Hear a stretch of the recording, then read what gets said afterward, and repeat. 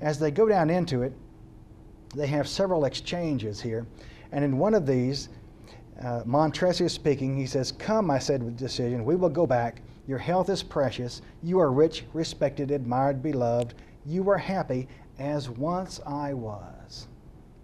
And of course, Fortunato doesn't really pick up on this, but Montresor is telling him, "I'm not happy now." Well, why? Because his family has been insulted by Fortunato. And this is part of what's going on here in the story. He's going to get his revenge for that. Look at the next line. "You are a man to be missed."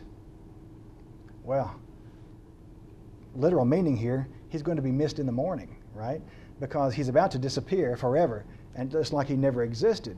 But of course, Fortunato's been drinking, and this is not plain enough that he can pick up on what's being told here.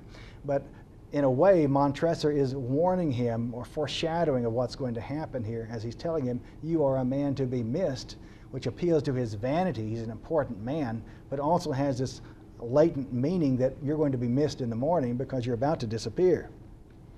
A little bit further down, a few lines, they talk about the Montresors as a great and numerous family. And Fortunato says, "I forgot your arms."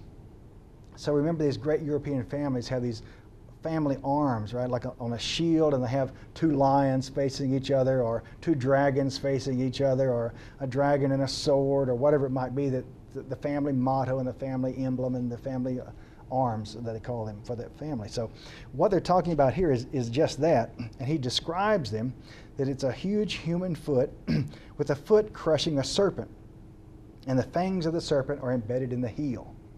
And the motto that goes along with that picture that we get, if you see it, you may have a translation at the bottom of your page there. It says, "No one attacks me with impunity," which again goes back to the symbolism itself. The foot is treading on a snake, and the snake is recoiling and putting its fangs into the foot, reacting to what's happened. So this, again, is a sort of implication, a foreshadowing of what's going to happen here, that Montresor feels like he's been wronged, and he's going to get his revenge for having been wronged, for having been stepped on in a way. So as this goes on, they exchange information again here, and Fortunato makes a sign belonging to the Masons, the Masonic Lodge.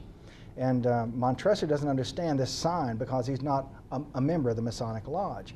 And he asked them then, Fortunato says, "You are not of the Masons?" "Yes, yes," I said, "yes, yes." "You? Impossible. A Mason?" "A Mason," I replied. "A sign," he said. "It is this," I answered. And he pulled out a trowel. Well, a trowel is what a mason, a brick mason, uses to put the mortar on bricks, right, as he lays the brick wall. What Fortunato was asking for was the secret sign that indicates that he's a part of the Masonic Brotherhood.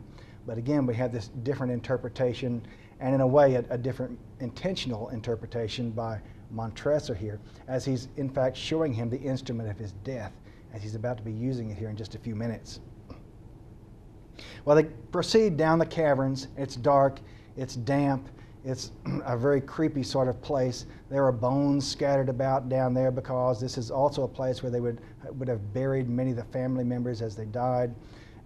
It's a long sort of cavern. They're just using torches as light. So again, if this were made into a movie, it would be a very creepy sort of scene as you go deep down underground through this cavern with the bones lying about and the cask of wines and the light being given by these torches that they're holding as they go down further and further into the cavern. So it's a very Gothic sort of setting.